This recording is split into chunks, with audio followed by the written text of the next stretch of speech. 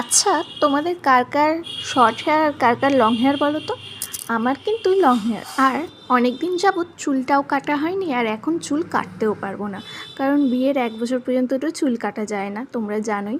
ওই জন্য এখন 1 বছর পর্যন্ত আমি চুল কাটতে পারবো না, আর তার মধ্যে আরও কতটা বড় হয়ে যাবে জানি না। আমার কিন্তু লং হেয়ার শর্ট হেয়ার দুটোই ভাল লাগে। যখন আমি চুলটা কেটে ফেলি তখন মনে হয় যে না, চুলটা বেশ লম্বা ছিল, ভালো ছিল। আর এখন যখন লম্বা আছে মনে হচ্ছে কবে চুল কাটবো, কবে চুল কাটবো।